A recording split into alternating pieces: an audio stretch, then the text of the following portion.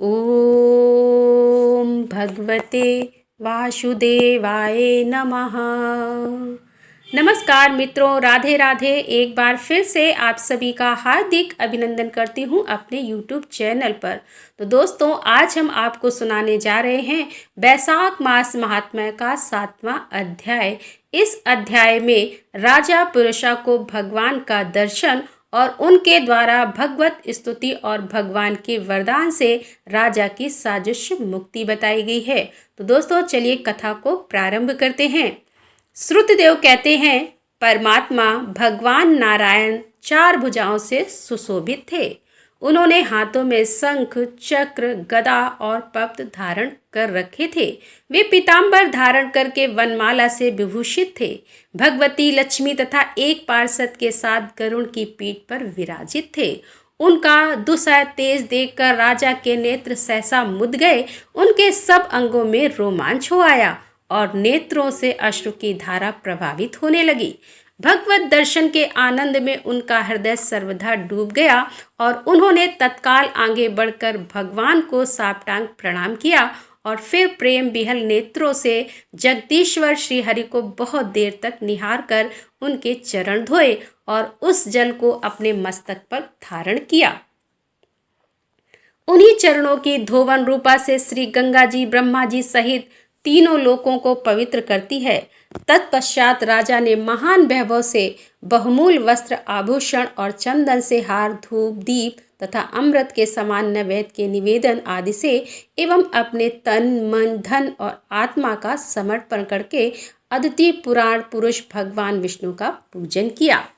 पूजा के बाद इस प्रकार स्तुति की, जो निर्गुण, निरंजन एवं प्रजापतियों के अधीश्वर हैं, ब्रह्मा आदि संपूर्ण देवता जिनकी वंदना करते रहते हैं, उन परम पुरुष भगवान श्री हरि को मैं प्रणाम करता हूँ। शरणागतों की पाप राशि का नाश करने वाले आपके चरणार बिंदु को परपिक योग वाले योगियों ने जो अपने हृदय में धारण किया है, ये उनके लिए बड़े सौभाग्य की बात है कि बढ़ी हुई भक्ति के द्वारा अपने अंतःकरण तथा जीव भाव को भी आपके चरणों में ही चढ़ाकर वे योगीजन उन चरणों के चिंतन मात्र से आपके धाम को प्राप्त हुए हैं। विचित्र कर्म करने वाले आप स्वतंत्र परमेश्वर हो को नमस्कार है। साधु पुरुषों पर अनुग्रह करने वाले आप परमात्मा को प्रणाम है। प्रभु, आपकी माया से मोहित होकर मैं स्त्री और धन रूपी विषयों में भटकता रहा हूँ। अनर्थ में ही मेरी अर्थ दृष्टि हो गई थी। प्रभु विश्वमूर्ते, जब जीव पर आप अनंत आदिशक्ति परमेश्वर की कृपा होती है, तभी उसे महापुरुषों का संग प्राप्त होता है, जिससे यह संसार समुद्र गोपद के समान हो जाता है। ईश्वर जब सत्संग मिलता है, तभी आप में मन तथा बुद्धि का अनुराग होता है। मेरा समस्त राज जो मुझसे छिन गया था, वह भी आपका मुझ पर महान अनुग्रह हुआ था, ऐसा मैं मानता हूँ। मैं ना तो राज्य चाहता हूँ, ना पुत्र आदि की इच्छा रखता हूँ और ना कोष की अभिलाषा करता हूँ, अपितु मुनियों के द्वारा ध्यान करने योग्य जो आपके आराधनीय चरणाविंद हैं, उन्हीं का नित्य सेवन करना चाहता हूँ।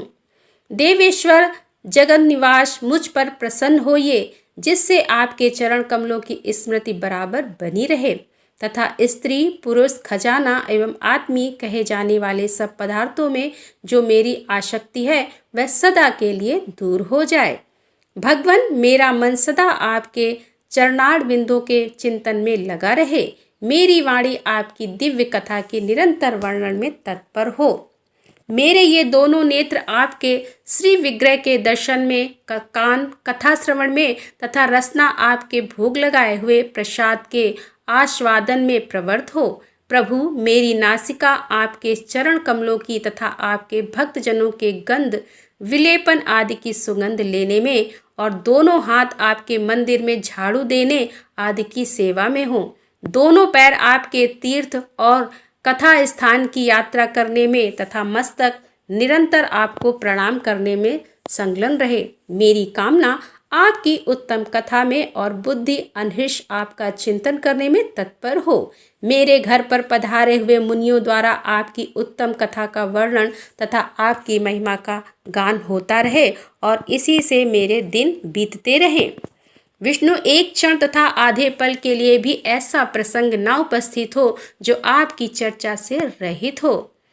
हरे, मैं परमेष्टि ब्रह्मा का पद, भूतल का चक्रवर्ती राज्य और मोक्ष भी नहीं चाहता, केवल आपके चरणों की निरंतर सेवा चाहता हूँ, जिसके लिए लक्ष्मी जी तथा ब्रह्मा शंकर आदि देवता भी सदा प्रार्थना किया करते हैं। राजा के इस प्रकार स्तुति करने पर कमल नयन भगवान विष्णु ने प्रसन्न हो मेघ के समान गंभीर वाणी में इस प्रकार कहा कि राजन, मैं जानता हूँ तुम मेरे श्रेष्ठ भक्त हो, कामना रहित और निष्पाप हो। नरेश्वर, मुझसे तुम्हारी दृढ़ भक्ति और अंत में तुम मेरा साजुष्य प्राप्त करो। तुम्हारे द्वारा किए हुए इस स्रोत से इस पृथ्वी पर जो लोग स्तुति करेंगे उनके ऊपर संतुष्ट हो और मैं उन्हें भोग और मोक्ष प्रदान करूंगा। यह अक्षय तृतीया इस पृथ्वी पर प्रसिद्ध होगी, जिसमें भोग और मोक्ष प्रदान करने वाला मैं तुम्हारे ऊपर प्रसन्न हुआ हूँ। जो मनुष्य इस स्थिति को किसी भी बहाने से अथवा स्वभाव से ही स्नान, दान आदि क्रियाएं करते हैं, वह मेरे अविनाशी पद को प्राप्त होते हैं। जो मनुष्य पितरों के उद्देश्य से अक्षय तृतीया को श्राद्ध करते हैं, उनका किया हुआ वह श्राद्ध अक्षय होता है। इस स्थिति में थोड़ा सा भी जो पुण्य किया जाता है, उसका फल अक्षय होता है। नृपश्रेष्ठ, जो कुटुंबी ब्राह्मण को गाय दान करता है, उसके हाथ में सब संपत्तियों की वर्षा करने वाली मुक्ति और मुक्ति भी आ जाती है। जो बैसाख मास में मेरा प्रिय करने वाले धर्मों का अनुष्ठान करता है, उसके जन्म, मृत्यु, जरा, भय और पाप को मैं हर लेता हूँ। अनज्ञ, यह वैशाख मास मेरे चरण चिंतन की भांति ऐसे सहस्त्र पापों को हर लेता है जिनके लिए शास्त्रों में कोई प्रायश्चित नहीं मिलता। राजा को यह वरदान देकर देवावदेव भगवान जनार्दन सबके देखते देखते वहीं अंतर ध्यान हो गए।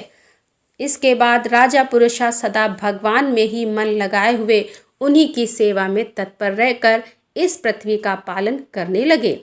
देव दुर्लभ समस्त मनोरथों का उपभोग करके अंत में उन्होंने चक्रधारी भगवान विष्णु का साजुष्य प्राप्त कर लिया। जो इस उत्तम उपाख्यान को सुनते हैं और सुनाते हैं, वे सब पापों से मुक्त हो भगवान विष्णु के परम पद को प्राप्त होते हैं। तो दोस्तों, यहाँ पर कथा को विराम देते हैं। मिलते हैं अगले अध्याय में, तब तक के लिए राधे राधे।